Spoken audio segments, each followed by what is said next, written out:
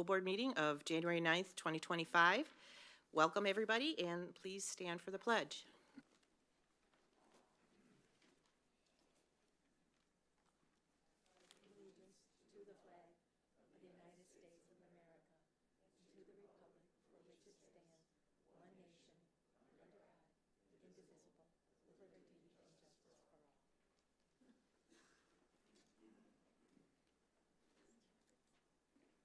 Welcome, everybody. Item number 3 on the agenda is the start of our 25 organizational items. For those in the audience, our January board meeting is always our organizational meeting where we elect officers. So thank you for being here to participate, and thank you for Judge Meineke to be here as well, who will administer the oath of office to the newly elected board members, Erica Alexander, Tim Chahorski, myself, and Matt Wicke. So where would you like us to go?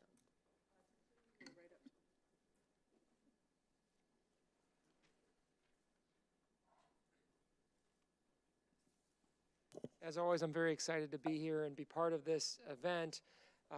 My co-judge, Andy Kolakowski, sends his apologies, and that's actually why I got here right at 6:30. He's at new judges school.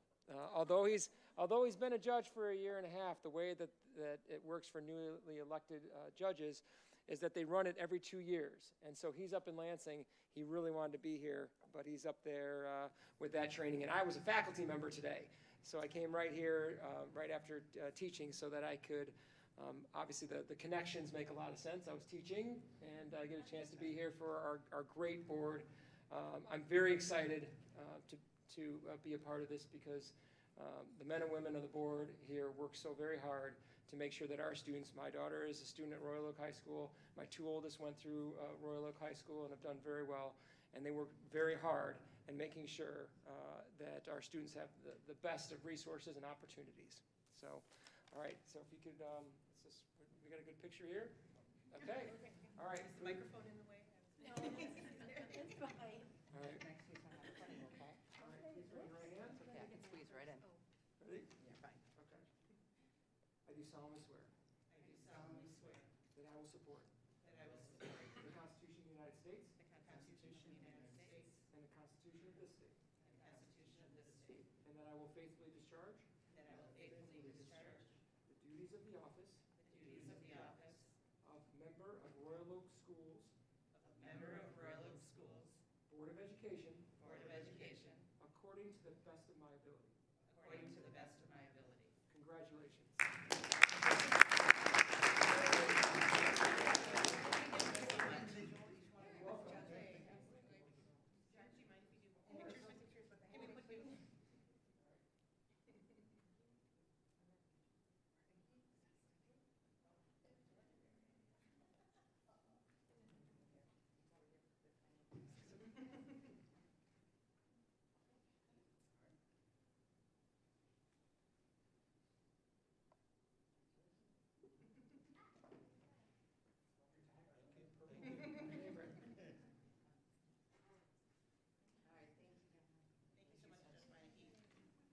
And I would, again, extend an invitation to any school board member. My staff's going to be sending out an email to the whole board. We have a number of Royal Oak 5th grade classes that are going to come through Justice 101, and we would invite any member of the school board that would like to see either the presentation that I do before they come or the actual visit to the court.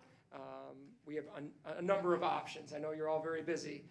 And also, Judge Kolakowski would invite, because he did get a chance to start, and we are actually up and running with the Royal Oak Schools version of Teen Court. And so you're welcome. And I'm also happy to report that you have a student school board member that is interning at our court on Tuesday afternoons. So the court-school connection in this community is very strong. So anyway, congratulations. Thank you very much for letting me be here. Thank you so much. And thank you for the partnership. Thank you, Charlie. You'll have to give us some updates. Moving on to item number 3.2, election of officers. I would like to make a call for nominations for the Board of Education for 2025. Trustee Alexander. Thank you. I nominate Tim Chahorski to serve as president of the Royal Oak Schools Board of Education for 2025. Thank you. Do you accept the nomination, trustee Jaworski? Are there any other further nominations? Seeing none, nomination for the president is closed. Be it therefore, oh, never mind, that's not me. Can we have a resolution, please? Trustee Alexander. Be it therefore resolved that Tim Jaworski serve as president of the Royal Oak Schools Board of Education. Thank you. Trustee Anderson, can we have a roll call, please? Trustee Wiki? Yes. Trustee Jasinski? Yes. Trustee Cook? Yes. I'll vote yes. Trustee Alexander? Yes. Trustee Jaworski? Yes. Trustee Van Heitzma? Yes. The motion passes. Congratulations, President Jaworski. Real quick before we move on, first I want to thank Ms. Van Heitzma for her last 2 years of leadership, and trust everything I've learned from you in the last 2 years will continue. Your dedication is unmatched. And I want to thank my colleagues up here on the board for putting their trust in me for the next year. Thank you so much.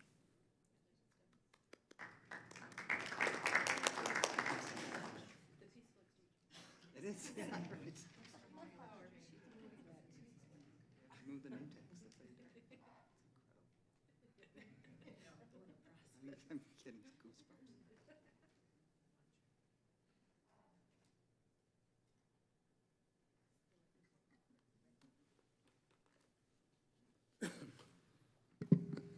Mike, at this time, I'd like to call for nominations for Vice President of the School Board for the year 2025. Mr. Jasinski? I'd like to nominate Erica Alexander to serve as Vice President of the Royal Oak Schools Board of Education for 2025. Trustee Alexander, do you accept the nomination? I do. Are there any other nominations? Any other nominations? Any other nominations? Like hearing none, as there are no further nominations, I'd like to have a resolution. Be it Ms. therefore Jasinski. resolved that Erica Alexander serve as Vice President of the Royal Oak Schools Board of Education. Do we have a second? There are no seconds for nomination. Perfect. Ms. Anderson, can we have a roll call? Trustee Jasinski? Yes. Trustee Cook? Yes. I'll vote yes. Trustee Alexander? Yes. Trustee Van Heitzma? Yes. Trustee Jaworski? Yes. Trustee Wiki? Yes. And the motion passes, and congratulations.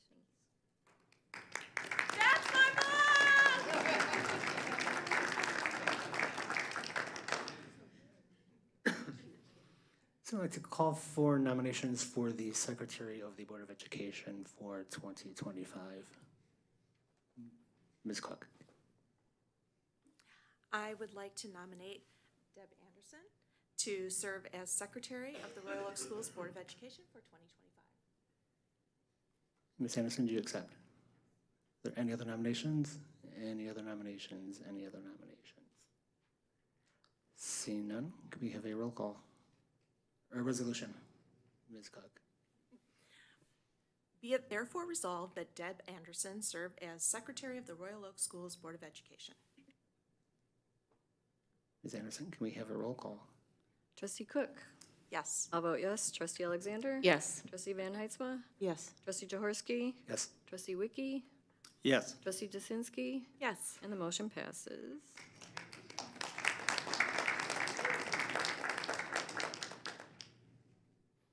So let's call for nominations for Treasurer of the Board of Education for the year 2025. Ms. Anderson.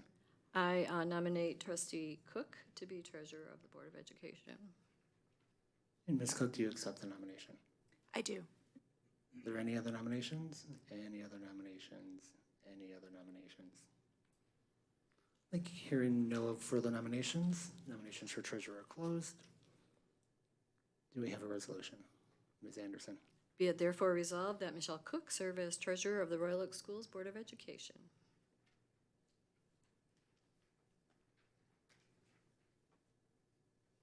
I'll do a roll call. Roll call. Yeah. I'll vote yes. Trustee Alexander? Yes. Trustee Van Heitzma? Yes. Trustee Jaworski? Yes. Trustee Wiki? Yes. Trustee Jasinski? Yes. Trustee Cook? Yes. And this motion passes as well, and congratulations.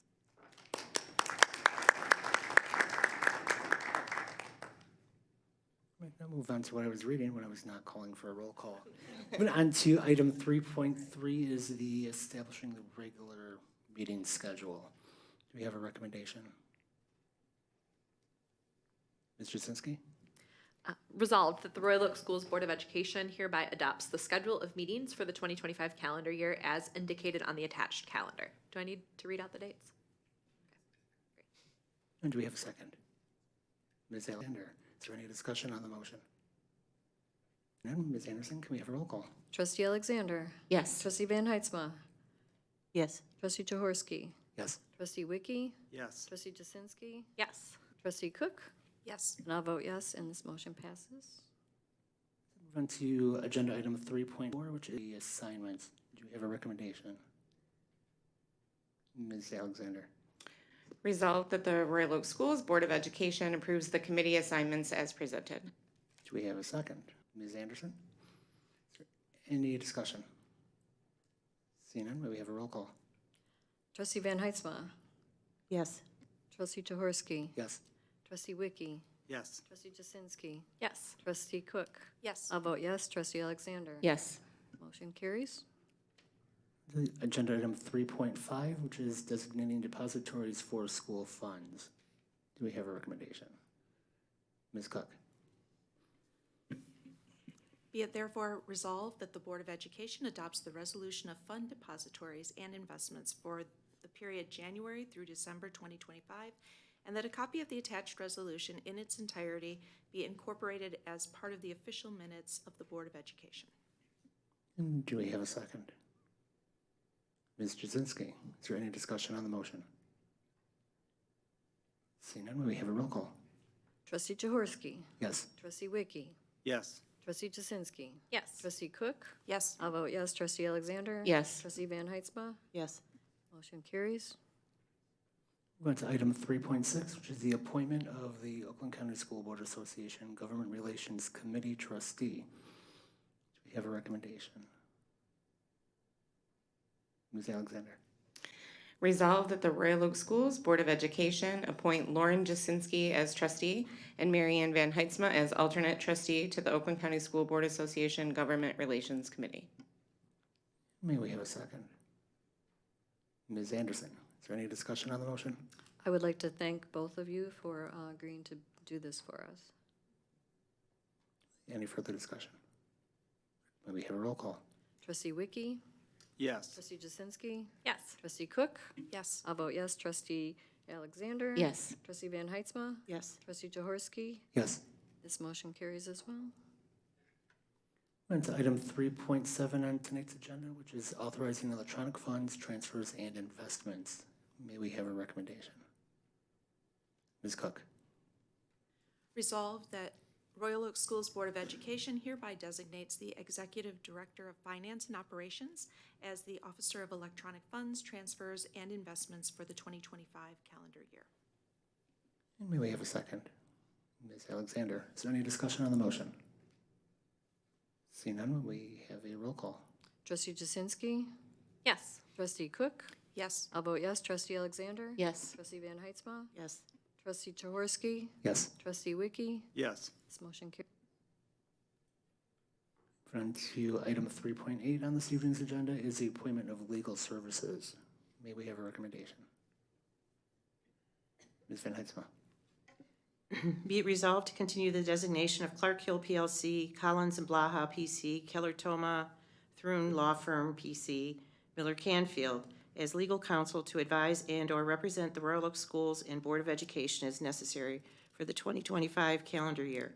The superintendent is authorized to consult. Additional counsel is needed with prior notification from the board. And we have a second. Ms. Jasinski? Is there any discussion on the motion? Seeing none, may we have a roll call? Trustee Cook. Yes. I'll vote yes. Trustee Alexander. Yes. Trustee Van Heitzma. Yes. Trustee Jaworski. Yes. Trustee Wiki. Yes. Trustee Jasinski. Yes. This motion carries. Thank you. Moving on to agenda item number 4, which closes our organizational meeting this evening. Moving on to item 5, which is our regular meeting items. Number 6 is approval of standing items. May I have a recommendation for 6.1, which is the acceptance of the agenda this evening. I'm sorry, are there any additions or deletions to the agenda? See none, the agenda is approved as presented. Item 6.2 is the approval of minutes. May I have a recommendation? Ms. Van Heidsma. Be it resolved that the Royal Oak Schools Board of Education approves the following minutes. December 5th, 2024, special minutes, finance and facilities. December 12th, 2024, regular minutes. Do we have a second? Ms. Cook. Is there any discussion on the motion? Seeing none, may we have a roll call? I'll vote yes. Trustee Alexander? Yes. Trustee Van Heitzma? Yes. Trustee Jaworski? Yes. Trustee Wiki? Yes. Trustee Jasinski? Yes. Trustee Cook? Yes. This motion passes. Excellent. Moving on to item 7 of this evening's agenda. I feel like we're moving right along here. Item 7 is public comments.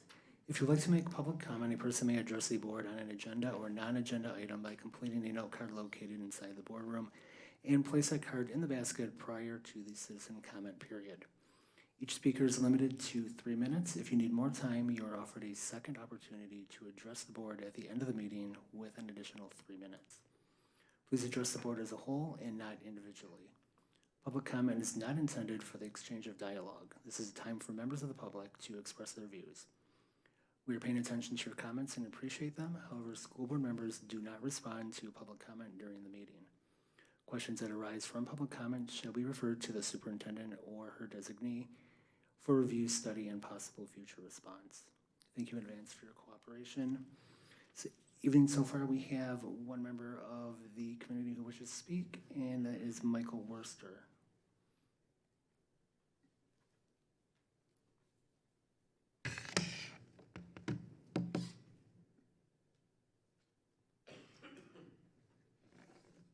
Thank you. Is this on? It is. A review of last year. In 2024, there were 330 active shooter situations in the U.S. for K through 12 only. The gun found tertiary to an arrest on Royal Oak School property in 2024, in other words, a gun found on accident, is not included in those numbers. That is from the K through 12 school shooting database. Out of those 330, 267 people were wounded, and of those 267, 60 died in 2024. That is our year in review. I will take 60 seconds of silence for those 60 children, officers, staff, and administration.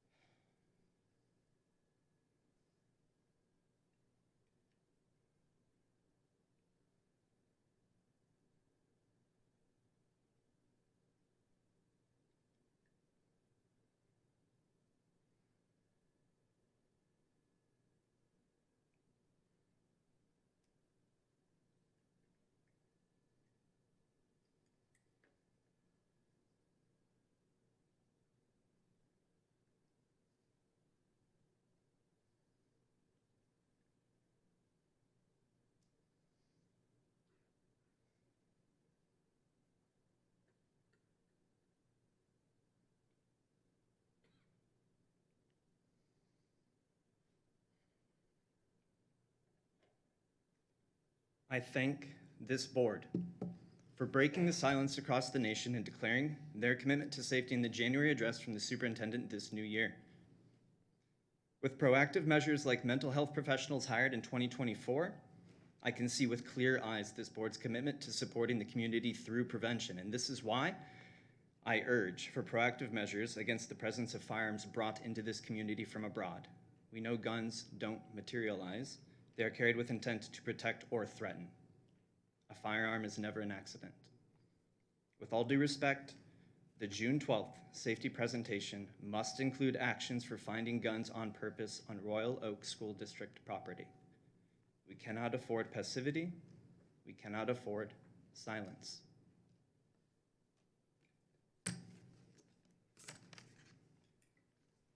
Right, thank you, Mr. Worster. Next we have Laura Sagan.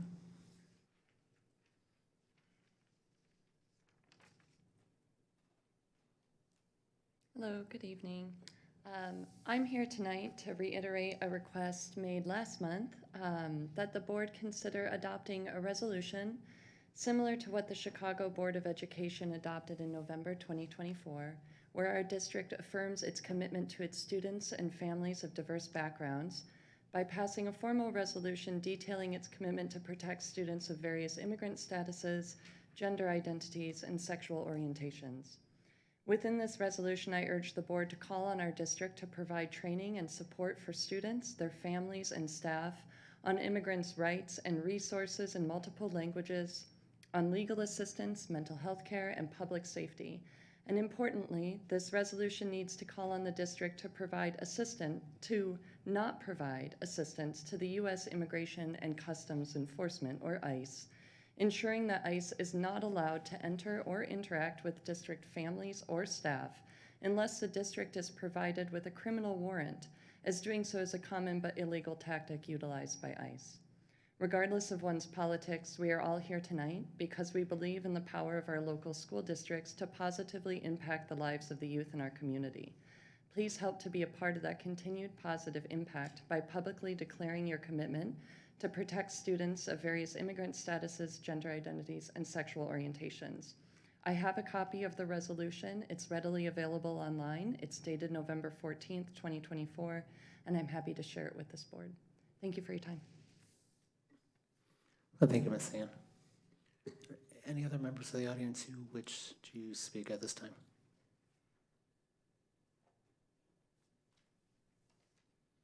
Seeing none, moving on to item 8, which is communications. Ms. Anderson? Since our last meeting, we received a two communications from Francisco Gonzalez. Great, thank you. On to item number 9, which is our consent agenda.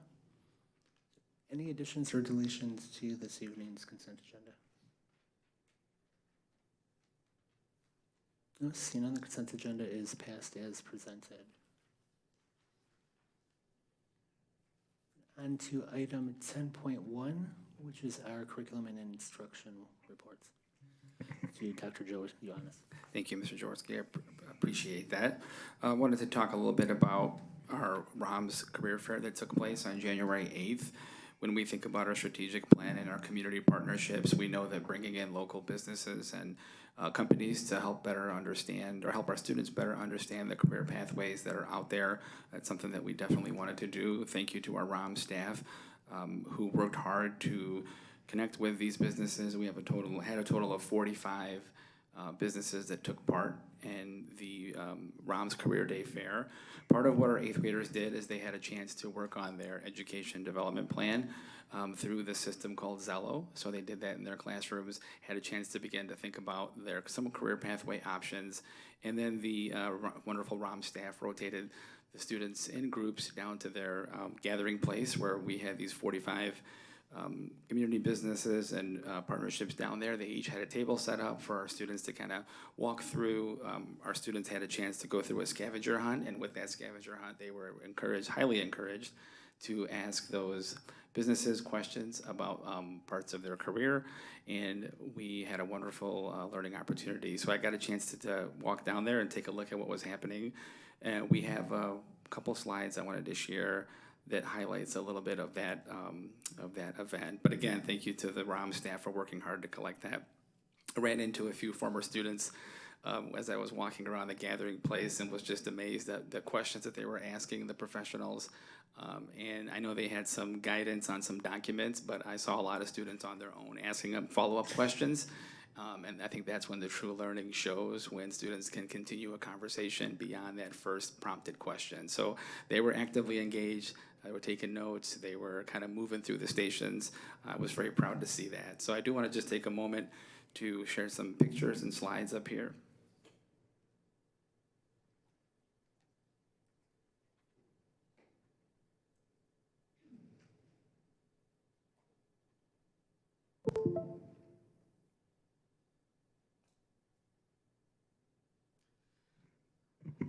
Okay, we did talk a little bit about this already, but as you'll see from this first slide, we have the total of 45 businesses listed there. Thank you again to all of our community members who took part in this.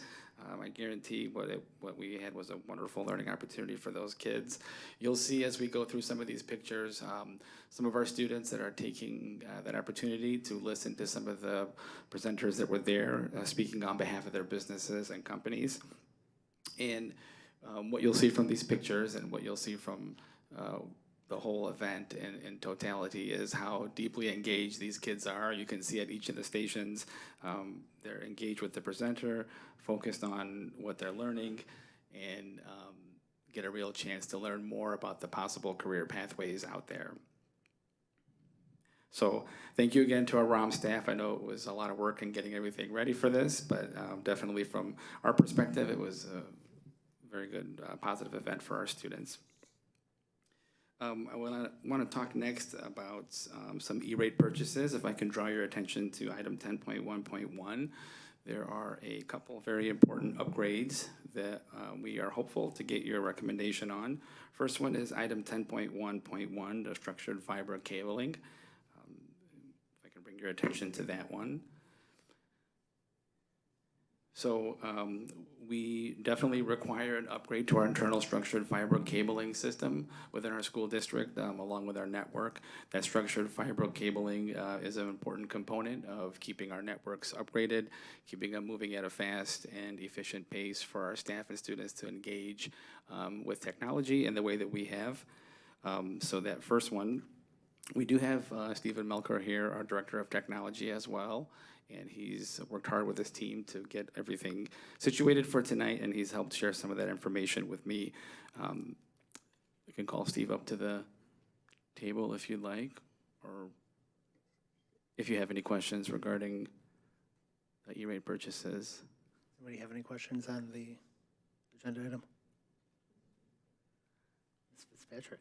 Sure. I just want to remind the board that this is a previous item that Mr. Melchor was able to give us some information on at a previous Finance and Facilities meeting a month or so ago, and that the funding source for this comes from the rebate in the E-rate, federal E-rate program. But he also did give us an update at Finance and Facilities previously, but as Dr. Ioannis said, is available tonight if there's additional questions. Ms. Van Heitzma? I just didn't remember. Can you reiterate what the timing of this cable replacement is? I just don't remember. Oh.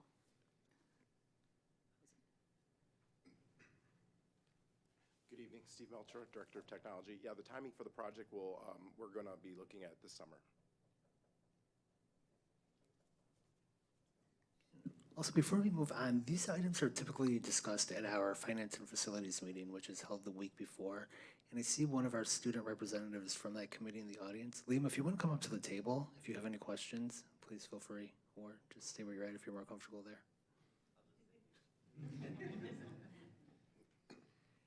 Looking for a recommendation on item 10.1.1.1. Ms. Van Heitzma? Be it resolved that the superintendent be authorized to enter a contract with AMCOM Incorporated for structured fiber cabling upgrade for $165,000 with a district-managed contingency of $16,500. This purchase supports the district E-rate internal fiber upgrade project. Do we have a second? Ms. Alexander. Any other discussion on the agenda item? Seeing none, may we have a roll call? Trustee Alexander? Yes. Trustee Van Heitzma? Yes. Trustee Jaworski? Yes. Trustee Wiki? Yes. Trustee Jasinski? Trustee Cook? Yes. I'll vote yes, and the motion passes.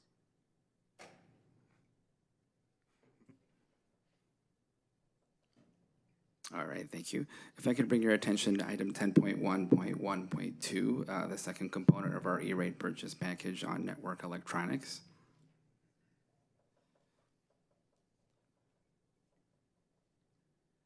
Steve, did you want to talk a little bit about that? Sure.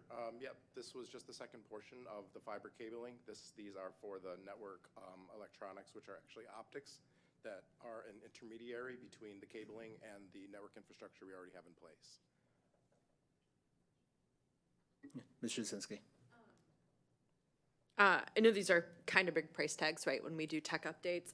What's the like life expectancy of these kinds of projects? Yeah, so the life expectancy on the cable, typically a 15 to 20 year lifespan on the cabling. The optics vary depending on, they're just a smaller component, so, those just have a shorter lifespan than the cabling itself, but at a much lower price tag.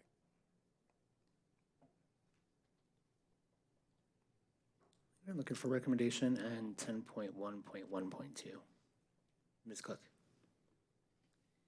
Resolved that the superintendent be authorized to finalize the purchase of network electronics from Delta Network Services for $4,422 with a district-managed contingency of $442. This purchase supports the district E-rate internal fiber upgrade project. And do we have support for the motion? Ms. Anderson? Any discussion, further discussion? Seeing none, may we have a roll call? Trustee Van Heitzma? Yes. Trustee Jaworski? Yes. Trustee Wiki? Yes. Trustee Jasinski? Yes. Trustee Cook? Yes. I'll vote yes. Trustee Alexander? Yes. This motion passes. Thank you very much. Sure, thank you. Moving to item 10.2 this evening, which is our finance, facilities, and bond. Ms. Isabella? Good evening. I have one item for your consideration this evening. It is 10.2.1. It's ROMS pavement and traffic improvements. That's much harder than I thought it was going to be. The ROMS pavement replacement was planned work that we've had in the works for several years. We replace our pavement around the district. And we also did some traffic improvements last summer, and this is the continuation of those traffic improvements. The curb cuts in the parking lot to help the direction of the parents as they come in for drop-off and pickup. That lovely orange barrier that's out in front of ROMS will be replaced with a more permanent or a permanent barrier. So those changes have been discussed over at least a year, if not more, at Finance and Facilities. And we do have Mark Paulus, our owner's rep for construction, in the audience tonight, if you have any questions for him before considering the resolution. Yes, ma'am. Ms. Anderson? So my question is what will be in place of the beautiful orange barriers? So if you're familiar with Keller Elementary, it will be similar to the barrier that they have there for their parking lot.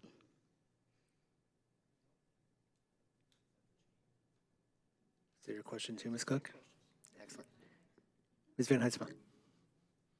I did have a question. I know from the original plan when the work was structured, or the whole parking lot, that there were some changes as you moved through, found that there were changes that needed to be made to make it better.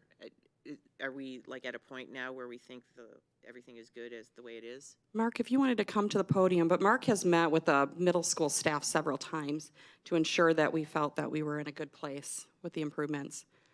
Yes, Mrs. Van Heitzma, we have met with the staff several times, with the principal and assistant principal, and it's the plan that we presented, plus some minor modifications to help out what they have observed over the first four months of the year. I do have another question too. So, those lovely barriers. So if we had snow, let's say we did, I mean, is there any challenges with that layout if we have, inclement weather and stuff like that? Those barriers are actually filled with water, so they're somewhat permanent. Okay. And now I wouldn't call it water, it's probably ice as of today. But those are what the highways use. They're no different. They're not parking lot grade, they are highway grade. So I will allow Mr. Sinowick and his staff to be able to plow and salt as required. Thank you. Hey, Ms. Cook. So I thought of another question. So there's also a couple of those orange barriers in the staff parking lot, that's not the main parking lot, but near the gymnasium doors, that Yes. parking lot. Will there be any barrier put in that area as well, or that was just kind of to help families understand the flow and won't be necessary at that point? As of right now, with the middle school staff, is that we'll probably maintain something of those orange barriers in the back for those two barriers to help restrict traffic of cars going in between those lines and cutting in and making our students even safer than they are now. So we'll be continuing to use that kind of a barrier there? That was the thought process as of now. Okay. And then, just checking. And what is the funding source for this? Is this a bond? The parking lot, a sinking fund. Sinking fund, okay. Yep. Thank you. Ms. Jasinski. We might be saying the same thing, Ms. Anderson. Not a question, but I do think it's always worth mentioning that this was a student-led project. This was a group of middle school students that came to us, like Ms. Abella said, over a year and a half ago, who presented kind of the challenges that they saw, the dangers that they saw to their students. They presented a whole bunch of statistics about distracted driving and how often people get in accidents in parking lots and how dangerous it is for people backing out because they've got other things on their mind, and suggested some alternatives for us. So this came from student project, which they're, high schoolers now probably. But that's always been kind of a point of pride for us as we've worked on this to make sure that we were meeting their expectations, so. Ms. Anderson. So 2 questions. One is, what's the timeline on this project and how far along are we having it all done? The project will start immediately after the school year ends, and we'll be ready for the start of the 2025 school year. Any other questions for Mr. Paulus? Seeing none, I'd like to call for a recommendation.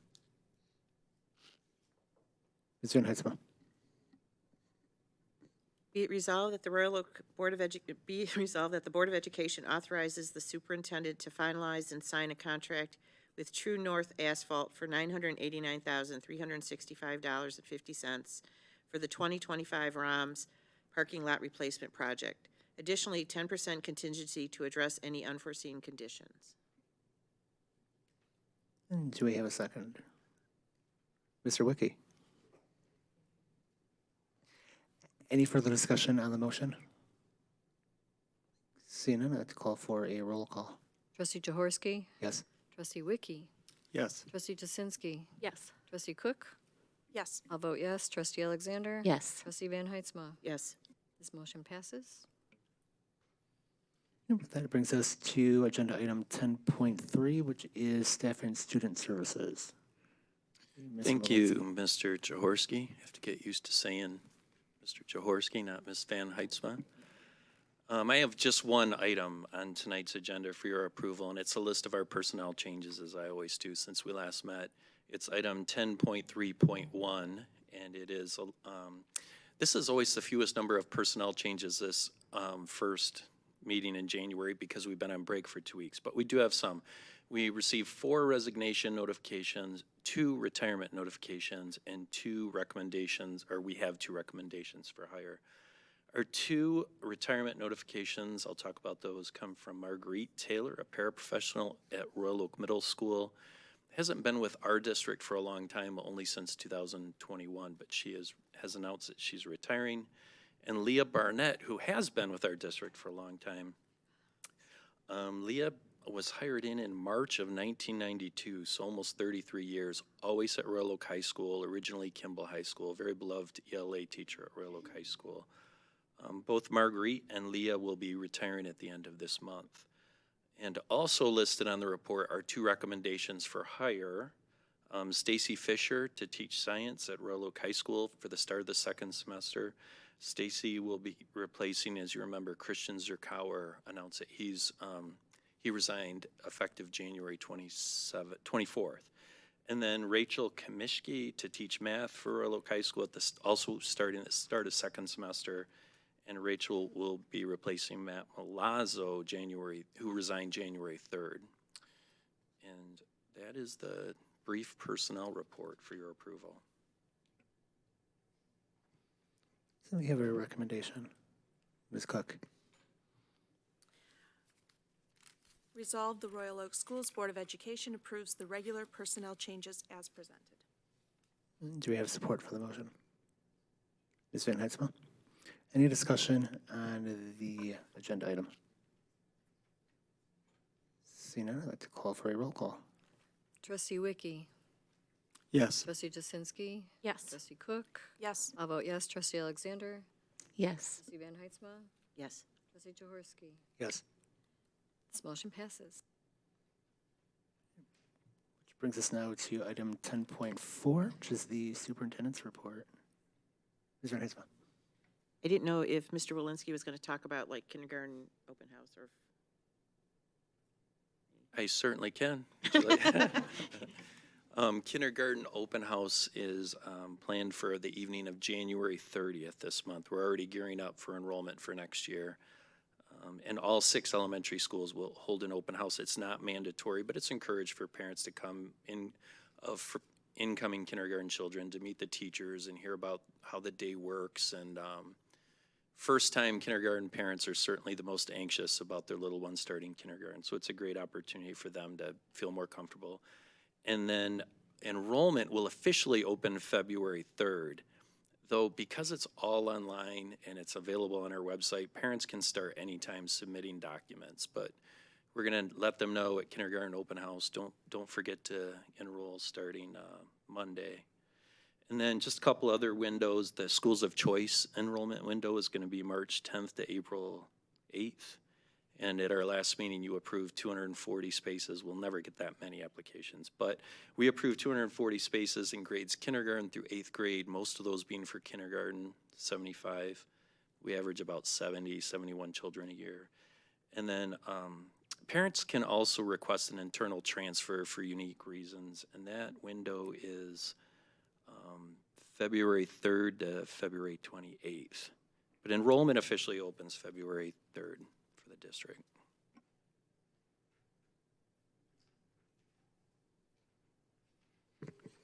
Any other questions for Mr. Rolinski? Seeing none, moving on to item 10.4 for real. Okay. My portion of the meeting actually starts off with another celebration of the Board of Education. It's you know, I don't know if folks know, but these are members of our community on the school board here who are elected by our community to lead the board. And actually, they are my 7 bosses. And then in turn, they trust me with running our amazing school district. And having their support means a lot. And that support means asking good questions, being good stewards of the funds, and actually attending all the events and communicating key messages from the district to their neighbors and friends and families within the schools. And that's very important that we have that open dialogue and the strong communication and that we have each other's support. So I just want to thank the board for that. But in the month of January across the state of Michigan, it is the official School Board Recognition Month. And so this is a resolution that you will not vote on, but I am just going to read and you will accept. Whereas an excellent public education system is vital to the quality of life for all Michigan citizens and communities. And whereas Board of Education members are committed to children, believe that all children can be successful learners, and that the best education is tailored to the individual needs of the child. And whereas Board of Education members continue to advocate to serve the children in our community in the best way every day. And whereas the Board of Education members are responsible for building and maintaining the structure that provides a solid foundation for our school system. And whereas Board of Education members are strong advocates for public education and are responsible for communicating the needs of the school district to the public and the public's expectations of the district. And now, therefore, Royal Oak Schools does hereby declare its appreciation to the members of the Board of Education and proclaim January 2025 as School Board Recognition Month. We urge all community members to join in and recognize the dedication and hard work of local school board members and honor the contribution of the Royal Oak School Board members, Erica Alexander, Deborah Anderson, Tim Jaworski, Michelle Cook, Lauren Jasinski, Marianne Van Heitzma, and Matt Wicke. So join me in a round of congratulations and thanks. So at this time, I would like to call Amy Murphy and Paula Sutterfield, my assistant, who are going to bring up some very, very special gifts. So receiving or providing the gifts this evening. We have a teacher here, Carrie Ann Orth. Carrie Ann, if you want to stand and raise. So these gifts were specially made for the Board of Education from students, which I know always means the most to our students. And these were made by students in the Block Graphic Communications Department. Carrie Ann is new to leading that. We had a nice conversation earlier about how excited she is to be working with these creative and very energetic students in the department, and also supported by engineering and architecture and CAD David Weeks, another teacher at Royal Oak High School. But this gift was specially made for you, and it is just a small token of our thanks and appreciation. So if any one of you would like to open it and take a look at it, we'd love to make sure the public can see this. It's tied.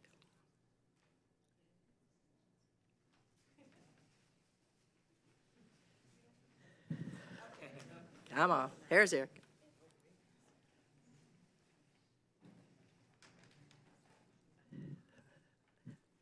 So it is a chess set, chess and checkers. I play checkers. I am a novice at chess. But where you can learn, and the card, I will read it out. Very, very creative. Raven Works, created by Royal Oak High School CTE students. The message is, thank you for making all the right moves to the school board. And then the two pieces from the chess set, the king and queen, and they are especially engraved for each member of the board. So Carrie Ann, I don't know if there's something else you want to share, and come on up. If that's okay. Please, welcome. Okay, we have a little bit of a video, and I had to bring, displays. Displays, Visuals. thank you.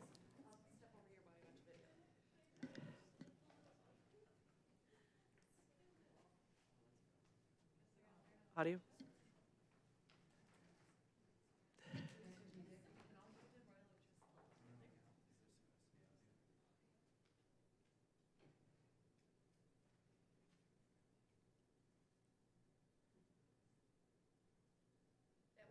Dress-up day on Halloween. Working in costume. This was a field trip with the art department, and our kids went to the zoo, and these are some of the photographs that they took, which I was really impressed with, and we're doing more designing with that. These are some of the development of the 3D pieces has its own story, which I will share. We were going to paint them, by the way, but you had to do dot, dot, dot. It didn't happen.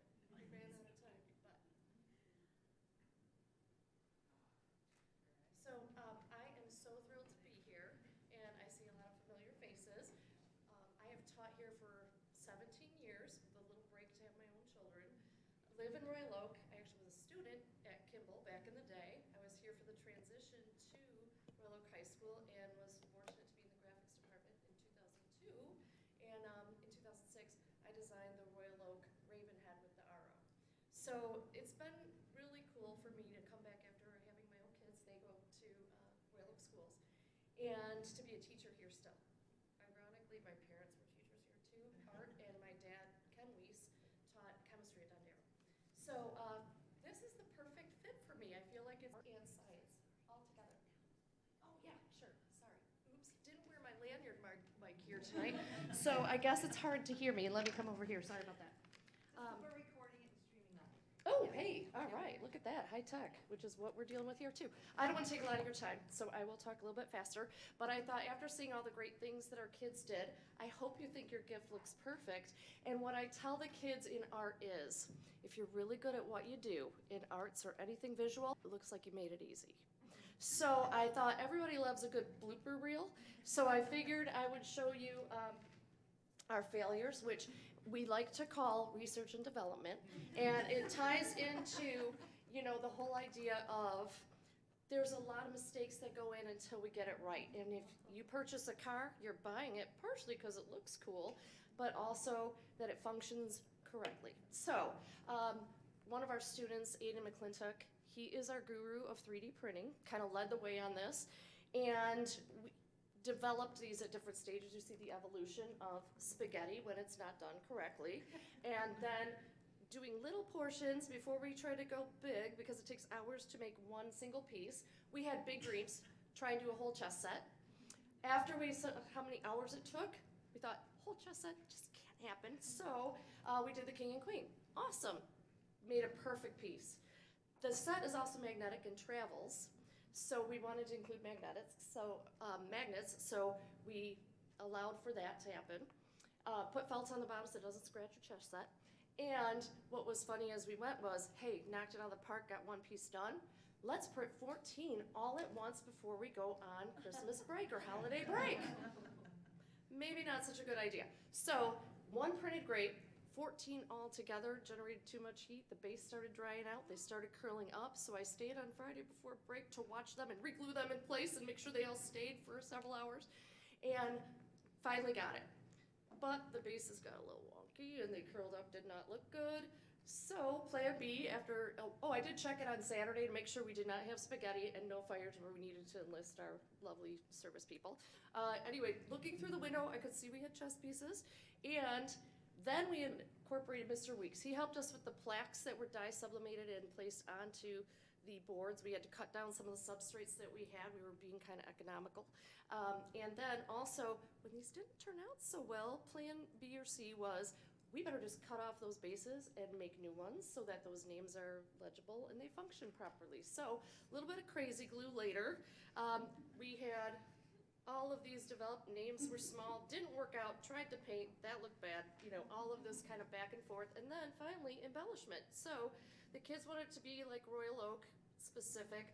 So the king has an oak leaf, obviously, on the top, and then the queen has our Royal Oak Tree logo as a raised element on top as well.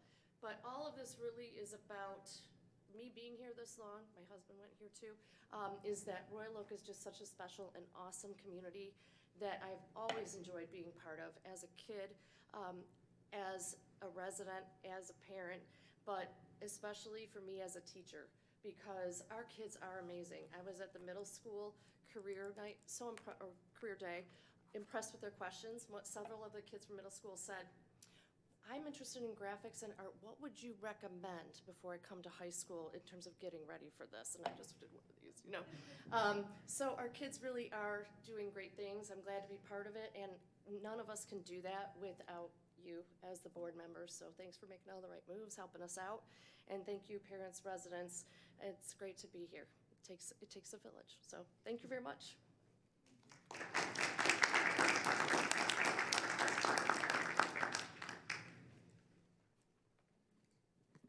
Thank you. Ms. Van Heidsma.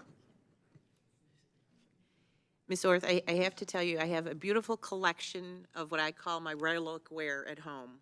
And so for those in the audience too, every year for many years now, we have had the students make us a gift. And it's just been so sweet. And even when I was at the high school with my daughters in PTA, the Block Club made gifts for us for PTA, and we actually bought things. Like they actually had a little store where we could, order and then pay for items that they made. So we have a nice collection. So thank you to you and your students. It's just always nice to have something that our kids have made. So thank you. Thank you. Well, there'll be more to come. We're going to do the graphics for the fleet of maintenance vehicles that are new now too. So always good things happening. Thank you. Do you have any other comments? I have a question for Lauren. Does your name fit around the bottom of the base? Because I'm very impressed that Tim Jaworski fits on the bottom of that chess piece.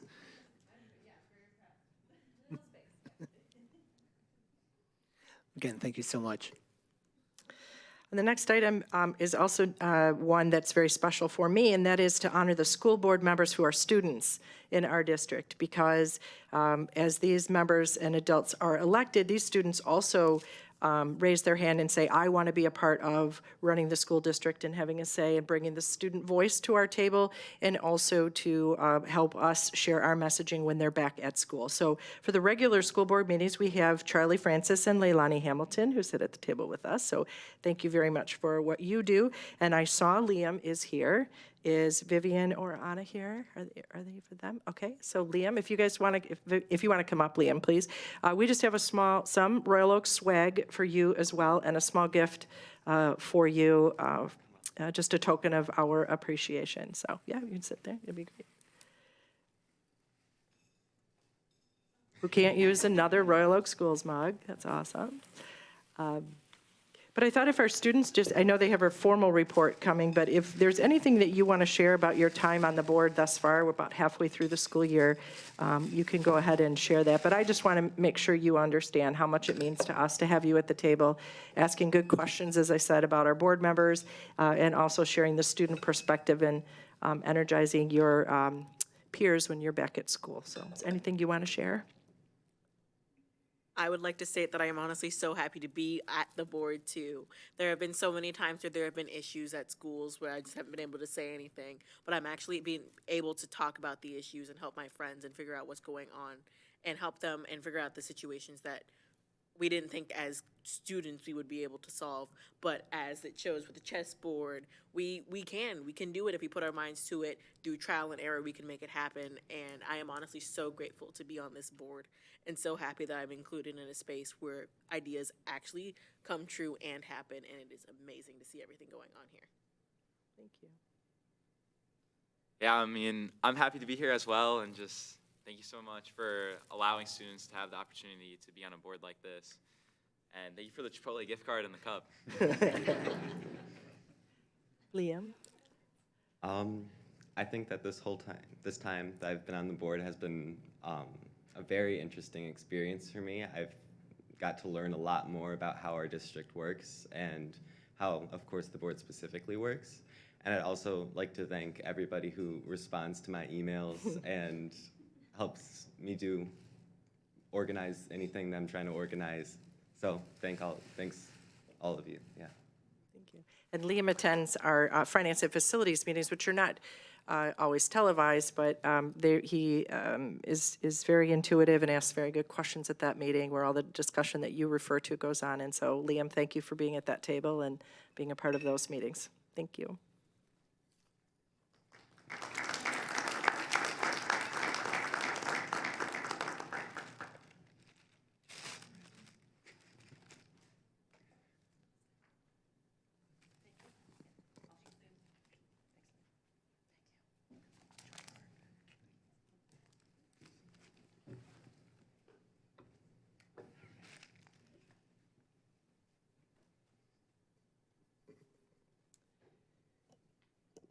So the next item on the agenda is a formal presentation on our strategic plan.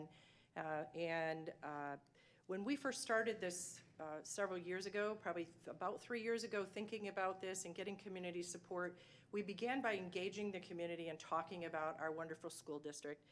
So through the end of all those conversations, many key words came to the forefront that really described who we are as Royal Oak Schools and what we wanted to be in the future. And I knew that all of these things were true, but the one thing that the board and I talked about that was lacking is that public recognition and commitment to those strategies and benchmarks so that we could be held accountable and that we also ensure that the decisions that we make are focused under our strategic plan. So Continuing Excellence is the name of our plan, and it has been fully in place now for 2 years. The initial commitment was that we would provide an update mid-year each January, which is the purpose of my presentation tonight. So this is a graphic affectionately known as the one-pager, and it lists each of the 4 goal areas and the commitments that we have. 2023 is when it was developed, and in 2028, that ensures a point in time that we will revisit this plan and take a look at the goal areas and strategies to see if they are still appropriate, make adjustments to it, and we're always adjusting them. So while the goals remain the same, the path to getting to those goals change based on the needs of the district and our community. As I said, the words that came out of those many conversations, surveys, in-room conversations here, discussions at each of the schools. I visited each of our schools and talked with staff, and those words are represented here in our mission statement, which is now a part of everything that we do here within the district. Goal 1, as I say, is the most important goal. It's the core of what we do here in the school district, and that is focused on curriculum and instruction. So we're committed to fostering an impactful learning community where students will be embraced, accepted, challenged, and prepared.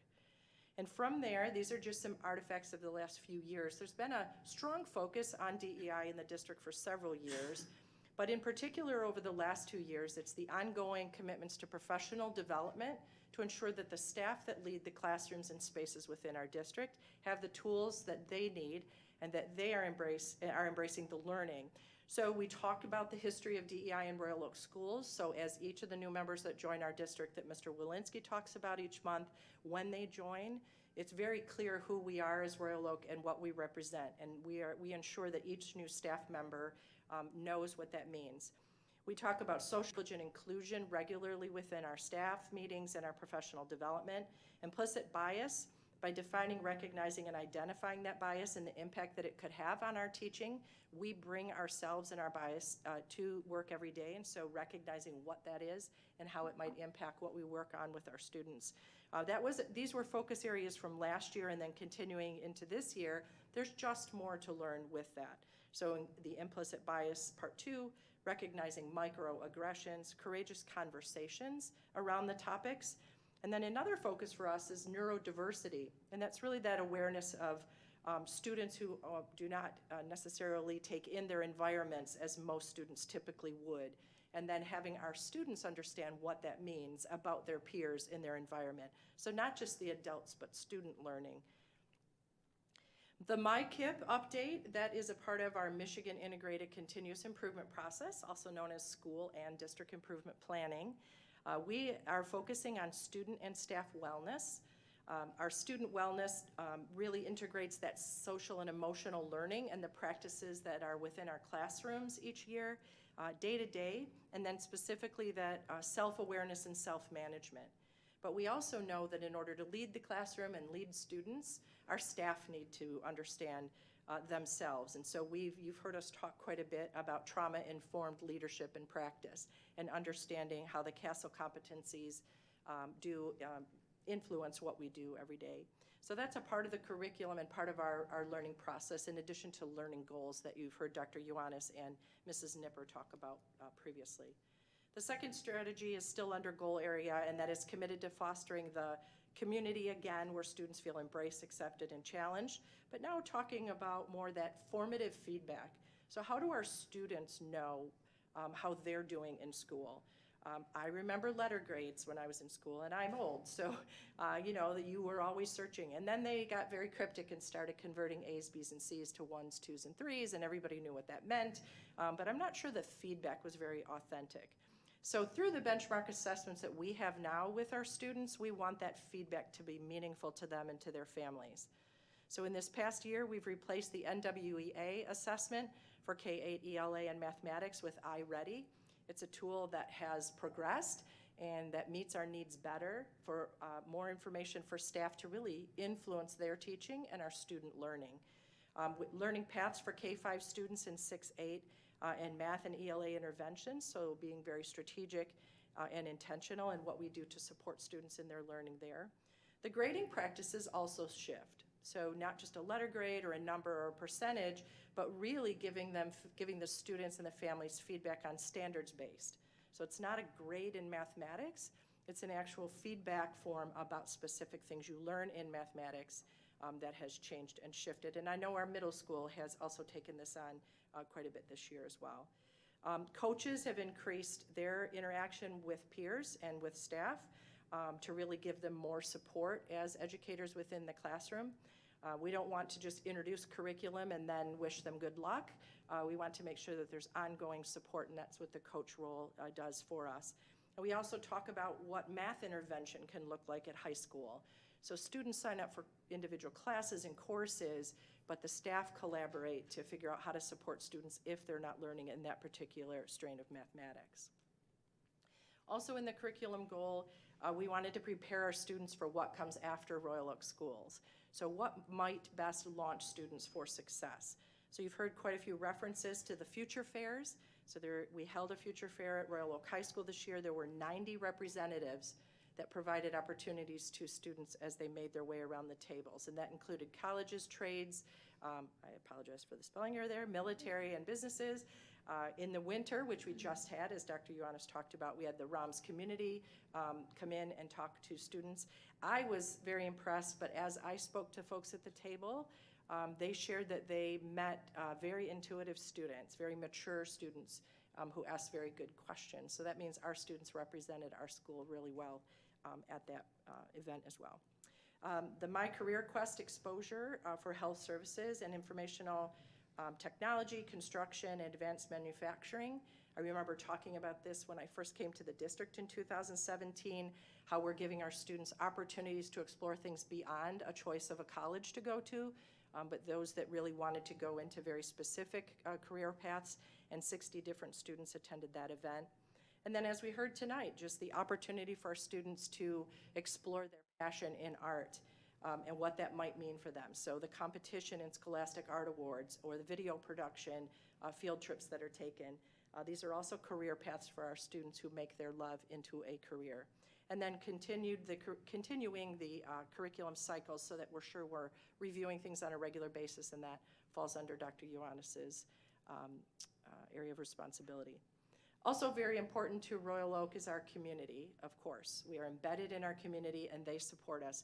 There isn't a single meeting or group that I work with in this community that doesn't talk about things they do for our families and our students. So the city and school community partnerships are very important, and we launched and had tables for many of them at our Tools for Schools in August of '24 with our staff members. The Family Opportunity Fair was a very fun, very warm day event in August, where at the opening football game, we also had the community members here, and our families came. Our PTAs all had tables, and some of our student groups were there, and it really was a great kickoff to the school year. M3 Investments right here in Royal Oak is sponsoring free skate nights for families and our students right in downtown Royal Oak. So our students have something that they can do with their friends and peers, and it is, as I said, free for our students, and that's because our partner values that relationship. Many student musicians and artists are always featured at city events, and it's a very proud moment for all of us when you see them in parades. They work very hard behind the scenes to get ready for every one of those opportunities, and I know that the city does value showcasing our students as well. And then our Board of Education has several committees that work throughout the year, and one of those is a City Schools collaborative meeting that will be coming up this month. And it's a chance for the trustees and the leaders of the city of Royal Oak to sit at the table with leadership and the board members from this room to really talk about key issues that come up. Some of them are very specific, and others are more long-range planning in mind. So we do value that positive relationship and look forward to meeting our new city manager at the next meeting. In September, we held Soup with the Superintendent. This is a really cool event where senior citizens come from not only their own homes, but from the senior living communities right here in Royal Oak. We share soup and conversation. The meal is served by our Royal Oak High School students. And our Gold Card program, which gives our seniors an opportunity to enter events for free, is expanding. Every month I get notes on those that picked up a gold card, and I write them a thank you note because it means so much to have so many of them at our events and their support. That very same day, we held our State of the Schools address over at Royal Oak Middle School. It's again a formal opportunity for me to present the goals of the district to the public, and that is available recorded on our website. And then this year, uniquely, we hosted 2 guests from the Civility Project, which was very important heading into an election and just the state of our world today, that we share common goals of engaging in civil conversation, listening to others' perspectives, and building respect for others and humanity. And that was a really important event, and there's more information on our website from that as well. In addition, the community involvement means that district members, myself, and others are a part of the very valuable organizations here in Royal Oak. Interclub Council, the City School Grant writing for Safe Routes to School that we worked on. We are sharing additional resources on grant opportunities that the members of the City of Royal Oak have presented for us to consider. And then we know that with many of these nonprofit groups, that gives our students access to scholarships. And we have a coordinator at the high school who works very hard on making sure that the information is presented to students in a timely manner so they can take advantage of these scholarship opportunities. Finance and facilities, we have a special meeting every month just for this topic, but in 2024, we did maximize $9.35 million in additional revenue for the district.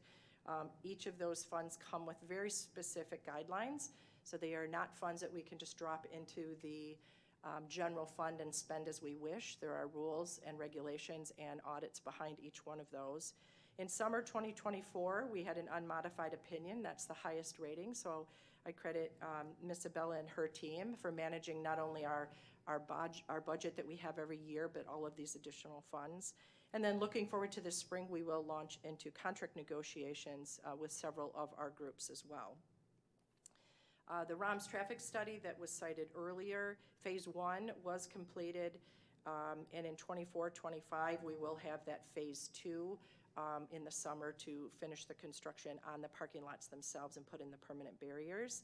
We have lighting improvements that are going on at the high school stadium, and that's a great improvement. And this past summer, we concluded all of the work that finalized the use of the 2017 bond funds. And then the goal for Mr. Walensky's area of oversight is to attract and retain the best staff here. We are renewing existing and seeking new cooperative agreements with higher education for student teachers. 16 student teachers now, and 3 participate in our Grow Your Own program. Grow Your Own is a chance for teachers to go on and obtain additional certifications in sometimes hard to fill areas. We do have some teachers who are going to become certified as special education teachers above and beyond their general education certificates that they hold. And some of our paraprofessionals are taking their higher education to now earn teaching certificates to become certified teachers. And that's what we need to do within our profession, because we know that the number of students leaving high school and going into the education is dwindling each year, and we're doing our best to keep that moving along. We need the best and brightest teaching our best and brightest. Under recruiting and retaining, we're always looking at ways to support our staff. We have implemented exit surveys to all of the staff members. They do take an online survey, are invited to do so, and then they're also given an opportunity for a face-to-face meeting. Sometimes it isn't as formal as that. Sometimes they reach out to us to talk about the state of the district and their thoughts as they leave. And 16 have completed our survey, although we continue to try to get them to do so each time they leave. The mentor-mentee program is also essential to retaining our staff, and that is 86 mentees, 69 mentors, and 17 have additional mentees. They take on an extra responsibility there. We are planning a mid-year new staff orientation. You've heard me talk before about many staff join a school year in August or July, and they're a part of our orientation. But now more than ever, we have staff members who join us all fall or all year long, and we want to ensure that those key messages and learnings are extended beyond just August every year. And so they are asked to and will be asked to join an orientation here mid-year, and Mr. Walensky and I just talked about some of the final details for that, which will be announced shortly. So as always, keeping up with the district is important. We do have a Royal Oak Schools app. Our families use it. Our students begin to use it so they can track their own calendars and assignments and such, so we encourage them to do that. The Remind tool is just another group messaging way to keep people informed. Our monthly staff newsletter is important to relay key messages each month. That's the Scoop.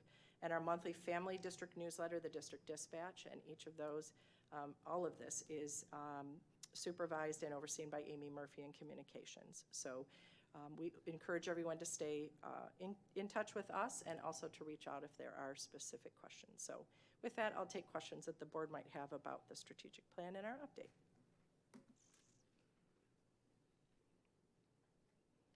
Well, all right, thank you.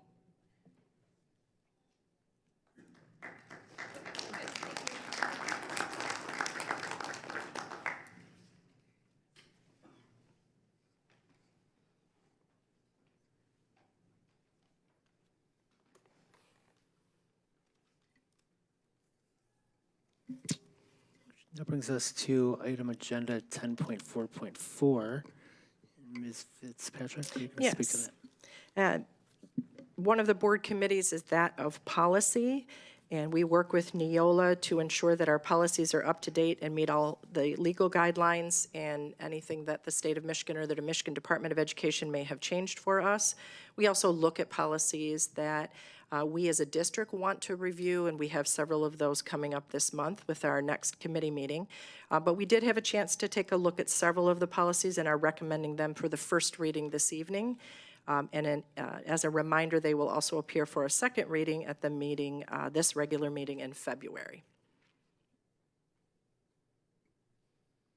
Like, with that, I'm looking for a recommendation. Ms. Cook. Resolved that the Royal Oak Schools Board of Education approves a first reading of the policies and administrative guidelines being revised, replaced, and/or recommended as presented. And do we have support? Ms. Jasinski. Is there any discussion on the agenda item? No, there are a ton there. Like, senior, I'd like to ask Ms. Anderson for a roll call. Trustee Jasinski? Yes. Trustee Cook? Yes. Trustee Anderson, yes. Trustee Alexander? Yes. Trustee Van Heitzma? Yes. Trustee Jaworski? Yes. Trustee Wiki? Yes. Motion passes.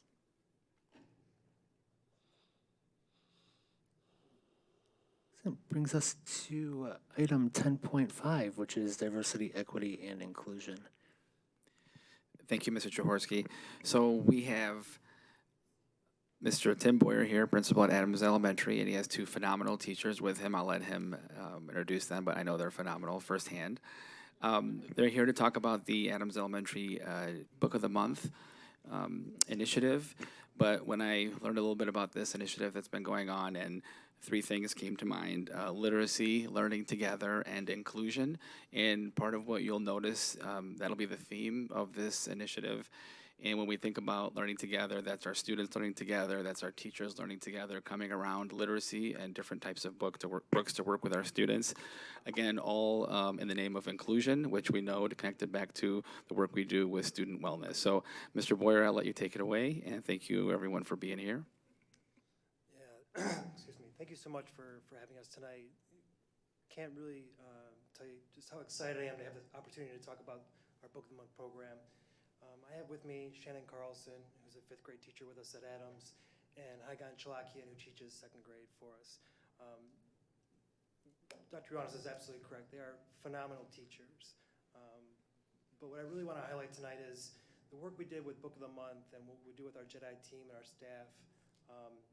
It's above and beyond. It's a passion project, and both these ladies bring so much positive to our school, and you'll see it in this presentation. So I'm excited to share this initiative with you, but part of it is because I'm just really excited to brag about our staff at Adams who have embraced it and done such a nice job with it, including these two ladies. Also part of our group that plans these and organizes these is Rachel Marquardt, a 5th grade teacher, Michaela Stafford, who's a 1st grade teacher with us, Amy Devon, who's one of our ASD self-contained teachers, Lizzie Whitlow, who is our ASD resource teacher, and Kristen Reimold, who's our ELD teacher. So all of us meet once a month after school for an hour and a half, 2 hours to really make this program happen, and super proud of it. So Book of the Month actually came about, I started at Adams, this is my 3rd year, so a little over 2 years ago, and we had so many great things going on and so many great ideas of what we wanted to do next to make Adams special. And we found that this Book of the Month program was a way for us a vehicle for us to accomplish a lot of different things at one time. And it connects right to what Mary Beth talked about as far as our strategic plan. How do we engage our students, make sure they feel like they belong, and how do we interact with our community around us? So we use the Book of the Month as a vehicle to achieve these goals. One of those goals is to provide windows and mirrors for our students in the classroom. That means that we want our students to learn about others, learn about other cultures, other places, but we also want them to see themselves in the books we read in class. One thing that's very common with the 3 of us and the members of our committee is we're all like big reading gurus. We're very much believe literacy and stories is a great way to engage our students. Another thing is, we talked about a little bit with our DEI work. Mary Beth talked about the idea that we're trying to grow our teachers' knowledge. So part of it was we wanted to add to their toolbox of diverse books and also build their toolbox of how we teach literacy and how we engage students in becoming readers themselves. And then the last thing is this has been a great program to help build upon an already really great culture at Adams and really bring our students together under a common theme. One of the statistics that really drove our work as far as when we think about literacy in our classrooms is this study in 2018, this infographic where you see that the stories that were being read in classrooms across the United States, 50% of them, the main character or the main characters were white. And then the next highest percentage were animals.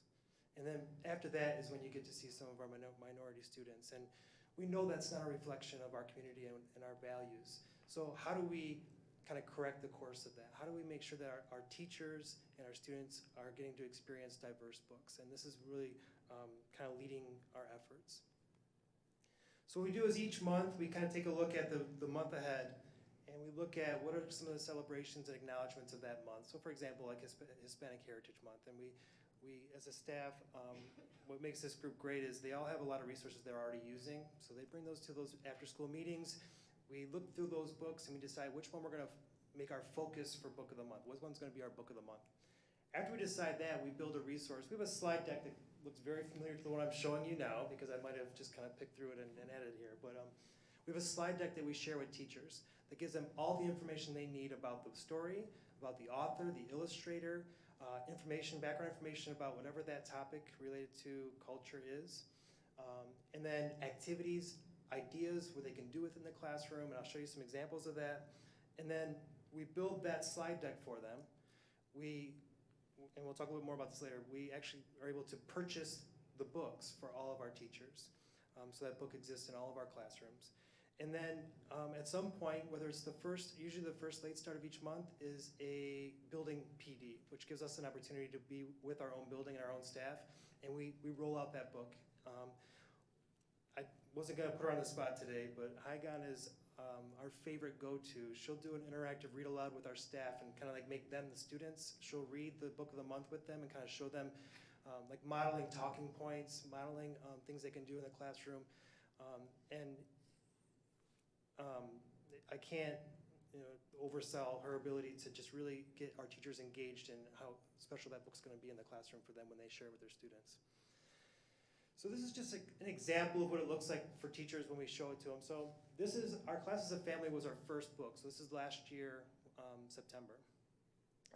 The theme, we tried to carry a theme throughout the first year of really focusing on internally Adams as a community and our classrooms as a community. So this is a great story. It's a very simple read.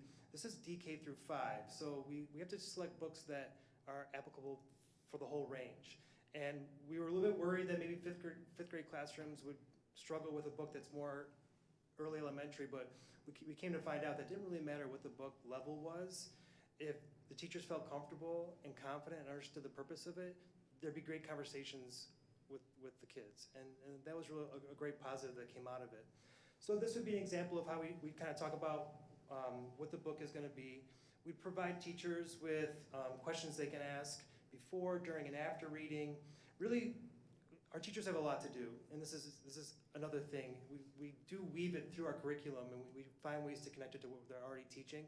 But we want to make sure we're aware of and appreciate their time. We provide them with a lot of things. So when they get the book of the month, they have a lot of resources to use with it. And then we have some type of activity that goes along with the book that all classrooms can participate in, and teachers have a little bit of flexibility on how they choose to do it. Here's an example. So for this book, we really focused on how do you create a display in your classroom that shows that you are a family and everybody's recognized. So you see some different examples here of how teachers did that. Last year, October, we had My Papi is a Motorcycle. This celebrated with Hispanic Heritage Month.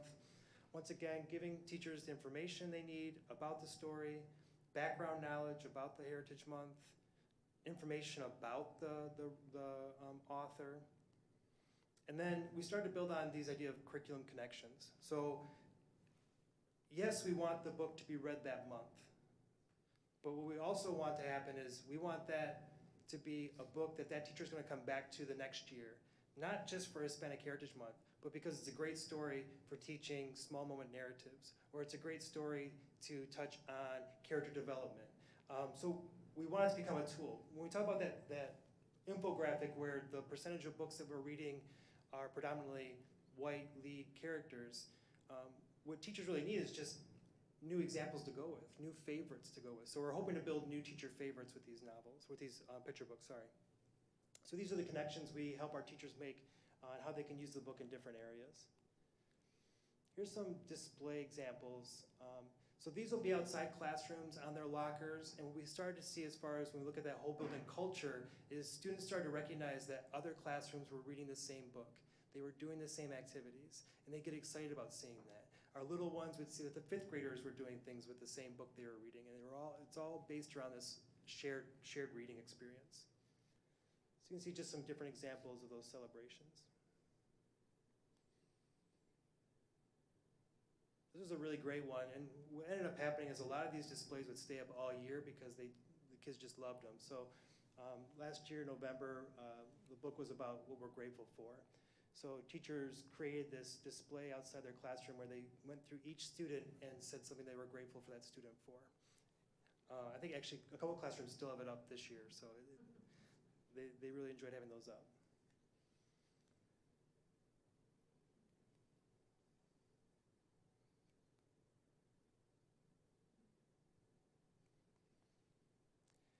One of the things we added also is we then have now a central display where we do some whole school displays of just work students have done.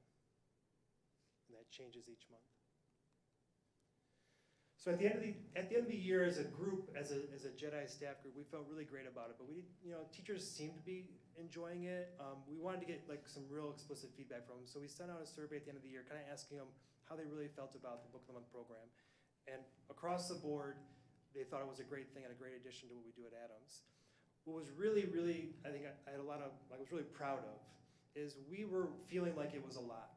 So at the end of last year, we thought maybe this isn't a Book of the Month thing. Maybe this needs to be like a Book of the Quarter. And it just seemed like maybe it would be a little more, a little easier for teachers and staff. And we asked them that question in that survey. And every single response was they wanted to be Book of the Month. They didn't want Book of the Quarter. They want Book of the Month. I felt really proud of that. That to me was a good sign that we were doing something that was meaningful for them. And also, we got the commitment to do it this year. So this year, our theme has been connecting to the community. So we've been selecting books that have our students kind of looking outside of Adams at the community around them.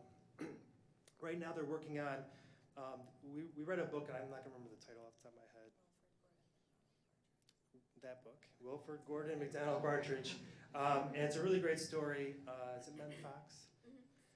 And it's about a boy who lives right next door to a senior living facility and loves to go visit them and talk to them and finds out that one of them is having a tough time remembering things. And he does this activity with her to help her remember.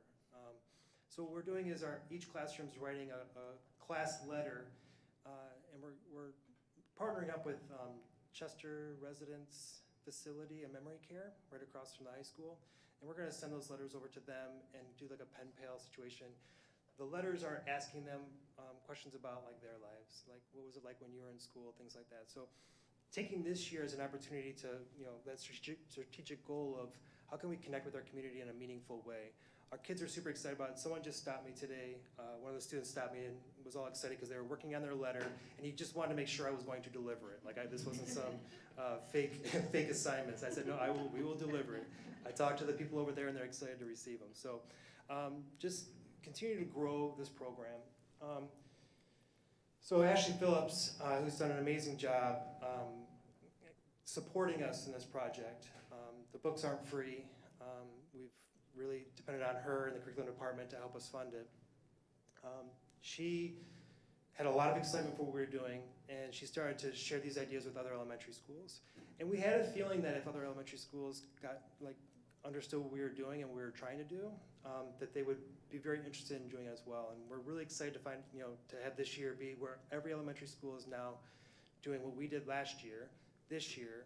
They have all our resources, all the books were purchased, and it's happening, like I said, it's happening in all our buildings now, which is gonna be really fantastic. We're really excited for that, and a real testament to these two and the group, because their impact now goes beyond Adams, and I'm proud of them for that. And then, obviously, we wanna be a resource for those schools. So that's our Book of the Month program. We would love, if you had any questions, we'd be glad to answer about it. Any questions for Mr. Boyer?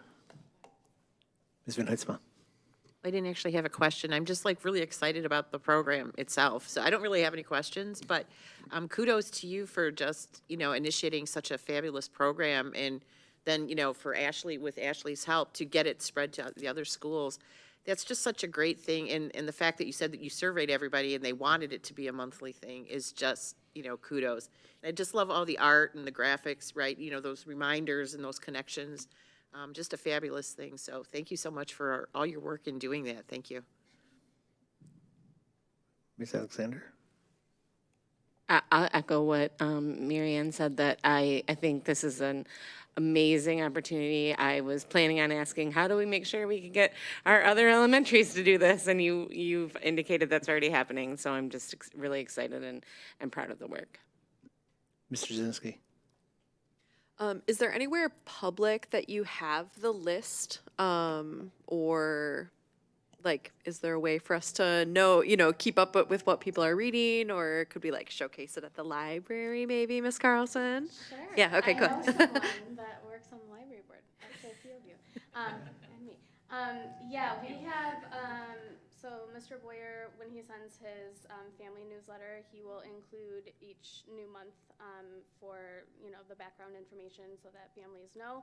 And then we also have some digital bookshelves that we kind of just put together all of the resources that we've been using. But we would love to connect with the Royal Oak Library and, potentially have it on their website or connect with the librarians there. So that's a great idea.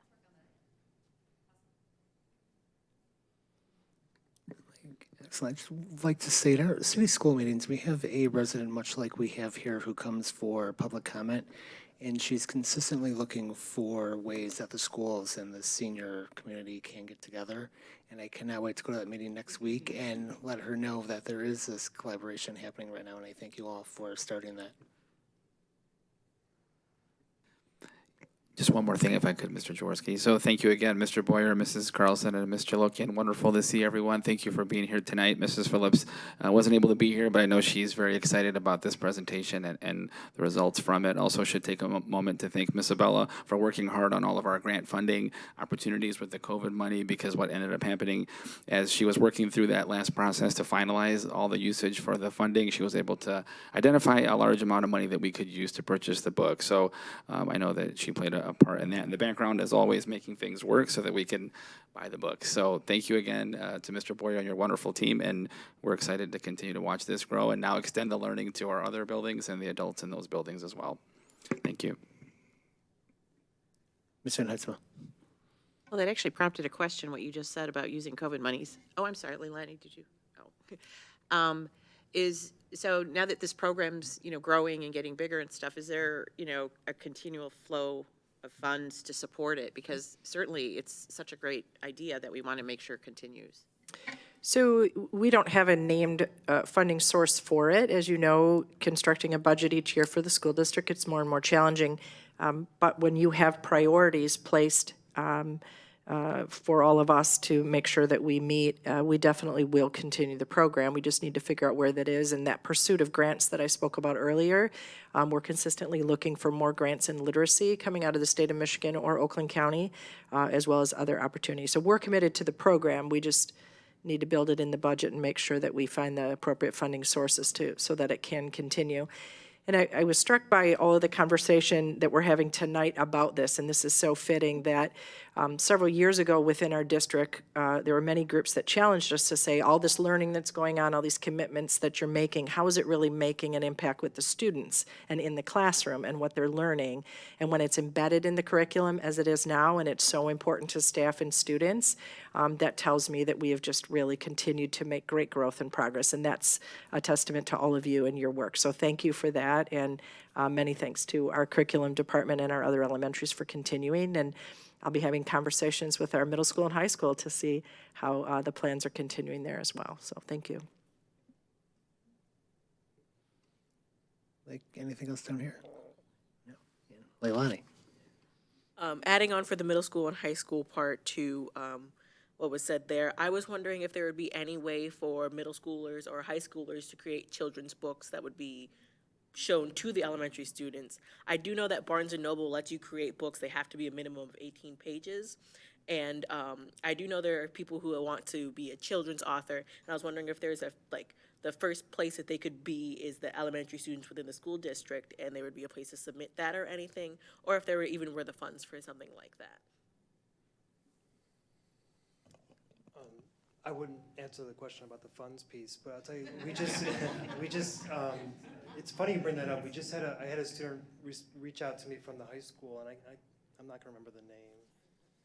I'm sorry, I should, but she reached out to all the elementary schools because she's written a book, and she wanted to come share it with our second grade classrooms. And we were more than happy to facilitate that. So she's gonna come out in the next month or so and be able to share that book. That vertical alignment, that idea that at some point, those of you who are at Adams or Oak Ridge or Upton or whatnot have a chance to come back and have an impact on the elementary buildings, that's something that makes us super excited because we see you go off and we see you do great things, and we talk about you we talk about your successes with our students, current students. To have you come back and share that would be fantastic. So I think you'd have a lot of support for that. Totally reach out as soon as I get my new drawing tablet then. Cat broke it.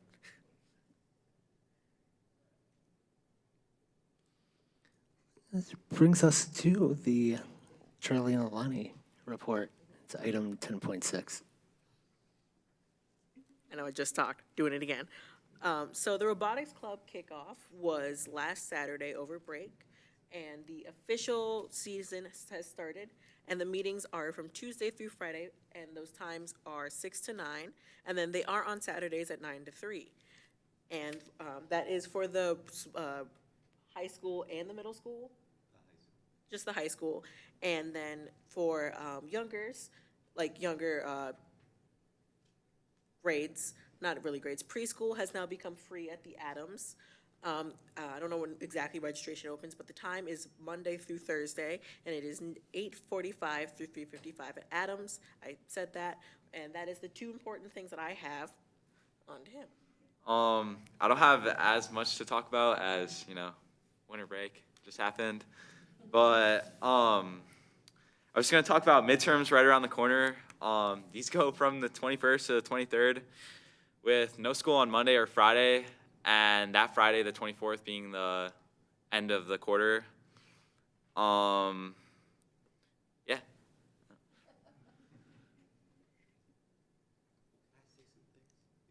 Yeah, absolutely. I wanted to say a couple more things about the robotics program. So at the elementary school level, the first LEGO League program that was happening has basically ended.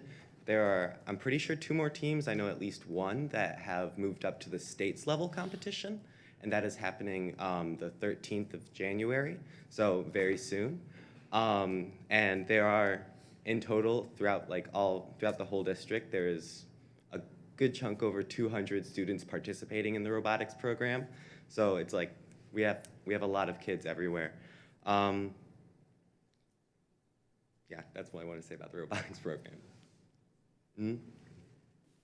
Do you know if the high school students will be putting on a like a summer program this year like they did last year? I'm pretty sure, I forgot the name of the thing, but I know what you're talking about.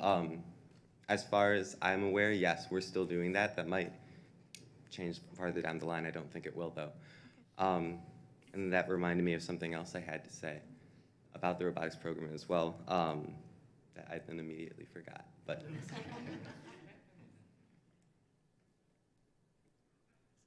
Anybody have any other questions for our student board reps? actually, I have one more thing. Sorry. Go ahead, Liam. Not about the robotics program, but I have 2 other things that I think might be interesting to bring up here. One is in regards to the DP program at the high school.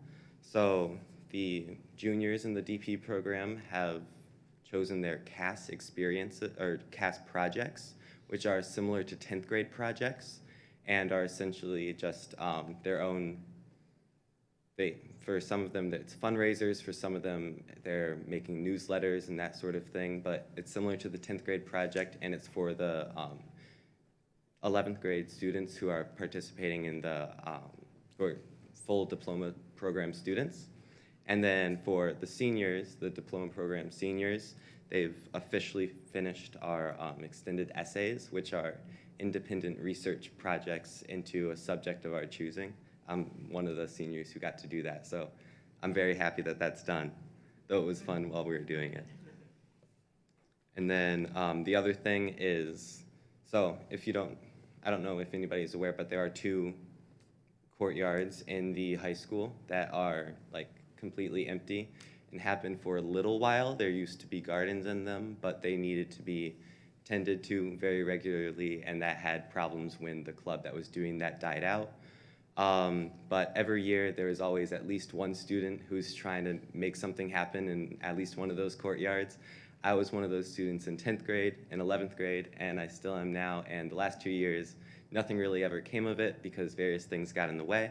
But this year, I'm really want to see something happen there, and every time that I brought it up to any students, any teachers, especially teachers who have windows that see out into that courtyard, there's always been like overwhelming support for it.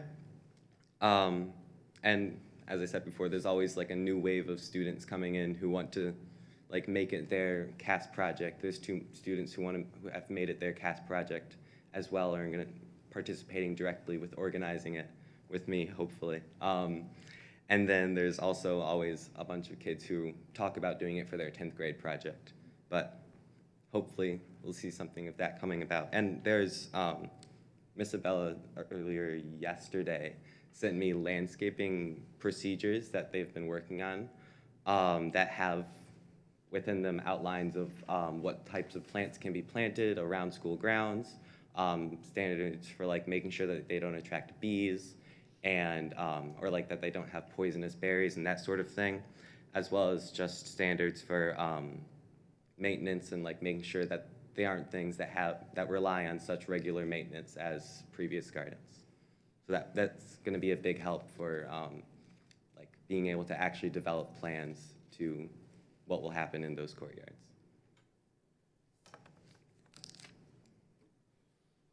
Any other questions? Excellent. Thank you all. We're almost done. This brings us to item number 12, which is board comments and liaison reports. Just kidding. Number 11 is public comment. It's a second opportunity for public comment. If anybody in the audience has anything to address, this is your opportunity. See none. Really moving on to number 12, which is board comments and liaison reports. Ms. Van Heidsma.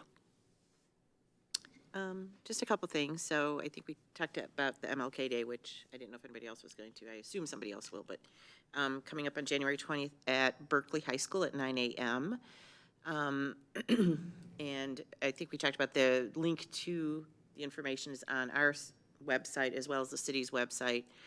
And, you know, we started this years ago with a day on versus a day off. And so those that are able to join us, I think it's really important. It's a good day to remember, you know, what Martin Luther King was all about. And so doing something good and doing some service, I think, is really important to all of us on that particular day. So grateful for that. And we'll have many things for you to do. So please visit the website for information. And then just PTA Founders Day. Our PTAs in Royal Oak have been around for over 100 years. And once a year we get together to celebrate the very founding of the PTA. And so that will be on February 4th. So we're excited for our PTAs to come together and just celebrate the work that's done every day in the schools and the support that they provide to everybody. And we're grateful for that. So thank you.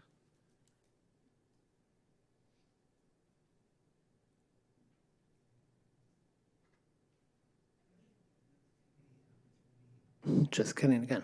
I'd like to take the opportunity to welcome my parents to my second swearing in. Our first swearing in was done over Zoom, and a very special welcome to my high school publications teacher, Gloria Ullman, who came out for the event this evening as well. Thank you.